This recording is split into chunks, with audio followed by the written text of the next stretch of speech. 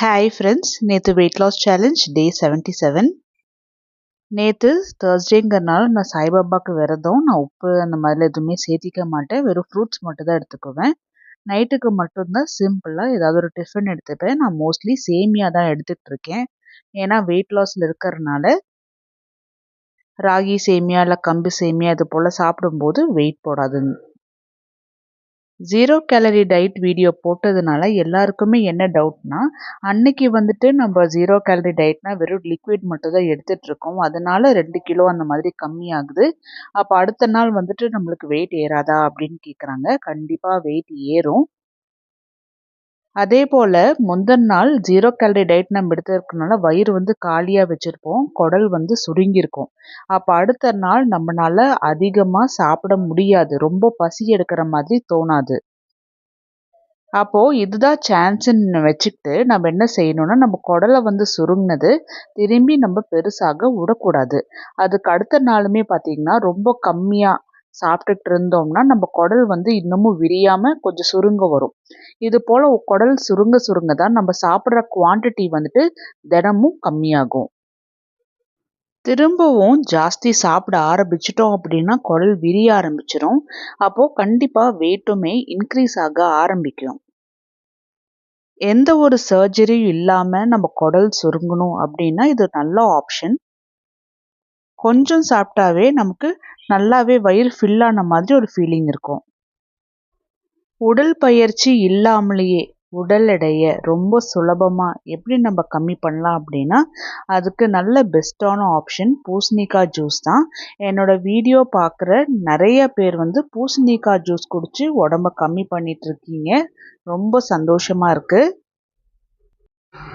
என் கூட சேர்ந்து weight loss பண்ணுறவங்களுக்கு ஒரு டவுட் இருந்தது அப்படின்னா, சப்போஸ் பூசணிக்காய் ஜூஸ் குடிக்கலினா வெயிட் என்ன கம்மி ஆகாதா அப்படின்னு டவுட் இருக்குன்னு வச்சுக்கோங்களேன். ஒரு வாரம் பூசணிக்காய் ஜூஸ் எடுத்துக்காதீங்க. அதை தவிர மீதி உள்ள எல்லா இன்க்ரீடியன்ஸுமே சேர்த்திக்கிங்க. அதாவது கருஞ்சீரகம் டீ எடுத்துக்கோங்க, கொள்ளு கஞ்சி எடுத்துக்கோங்க. இது எல்லாமே எடுத்துக்கோங்க. எப்பவும் போல டயட் ஃபாலோ பண்ணுங்க. ஆனால் பூசணிக்காய் ஜூஸ் மட்டும் எடுக்காமல் இருங்க.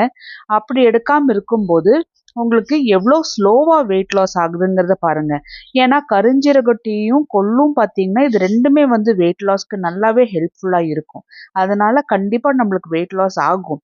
ஆனால் பூசணிக்காய் ஜூஸ் குடிக்கும்போது இன்னமும் நம்மளுக்கு ரொம்ப ஹெல்ப் பண்ணி நல்லா சீக்கிரமாகவே குறையறதுக்கு நம்மளுக்கு எஃபெக்டிவாக இருக்கும். யாராவது 1 வீக் பூசணிக்காய் ஜூஸ் குடிக்காம, எக்ஸசைஸ் பண்ணாம எப்படி நம்ம சீக்கிரமா ரெடியூஸ் பண்றீங்களா அப்படிங்கிறது சேலஞ்ச் யாராவது ஃபேஸ் பண்ண ரெடியா? இல்ல நம்ம பூசணிக்காய் ஜூஸ் குடிச்சு ரொம்ப சுலபமா வெயிட் லாஸ் பண்ண ரெடியா? எல்லாத்தோட மைண்ட் செட்டும் எப்படி இருக்கும்?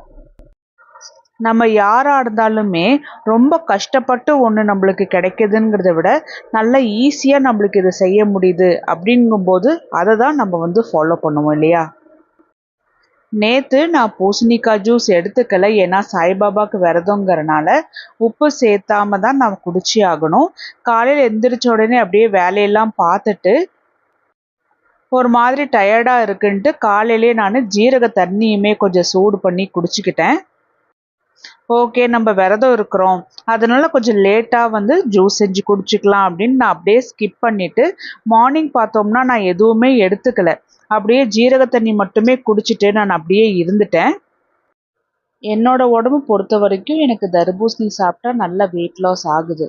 அதனால விரதம் இருக்கிறபோது நான் வந்து தர்பூசணி எடுத்துக்கிறேன். அது எனக்கு நல்ல எஃபெக்டிவாக தெரியுது.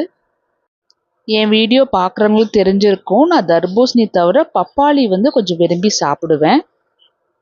ஏன்னா பப்பாளியுமே வெயிட் லாஸ்க்கு ரொம்ப ஹெல்ப்ஃபுல்லாக இருக்கும்.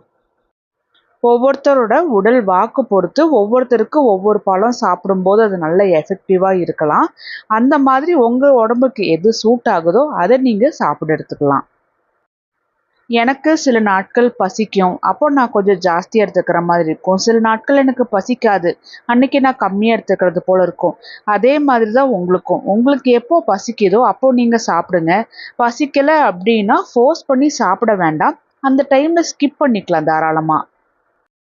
நம்ம 3 வேளையும் கம்பல்சரி சாப்பிட்டு தான் ஆகணும் அப்படிங்கிற ஒரு ஃபோர்ஸே கிடையாது. வெயிட் லாஸ் பண்ண ஆரம்பித்து ஒரு 50லேருந்து 55 டேஸ்க்கு அப்புறத்துலேருந்து நான் காலையிலையும் மத்தியானம் மட்டும்தான் சாப்பிட்றேன். நைட்டுக்கு நான் ஃப்ரூட்ஸை கூட எடுத்துக்கிறது கிடையாது. சாயந்தரம் கருஜீரகம் டீ எடுத்துட்டு நைட்டுக்கு கொள்ளு கஞ்சி எடுத்துட்டு அதுக்கப்புறமா ஜீரக தண்ணி மட்டும்தான் நான் எடுத்துட்டு அப்படியே நான் இருந்துக்கிறேன். இது போல் செய்யறதுனால எனக்கு என்ன ஆச்சுன்னா இதுவே பழக்கமாட்டம் ஆயிடுச்சு. ஏதாவது சாலிடா அது போல் எடுத்துக்கிறோம் அப்படின்னா ரொம்ப ஹெவியாக இருக்கிற மாதிரி ஒரு ஃபீலிங் இருக்குது. அதிகமாக சாப்பிட்டுக்கவும் முடிய மாட்டேங்குது. வெளியில் எங்கேயாவது டூருக்கு போனால் கூட லிமிட்டடாக சாப்பிட்டாவே போதும் அப்படிங்கிற மாதிரி ஒரு ஃபீலிங் இருக்குது. இது ரொம்ப நல்ல விஷயம். அது மட்டும் இல்லை, சாமிக்கு நம்ம ஏதாவது ஃபாஸ்டிங் இருக்கிறோம் அப்படின்னா கூட இது போல் நம்ம 0 கேலரி டயட் இருந்து நம்ம உடம்ப பழக்கப்படுத்தி வச்சுக்கிட்டோம் அப்படின்னா அது போல் ஃபாஸ்டிங்கும் நம்மளுக்கு இருக்கிறதுக்கு ரொம்பவே ஹெல்ப்ஃபுல்லாக இருக்குது.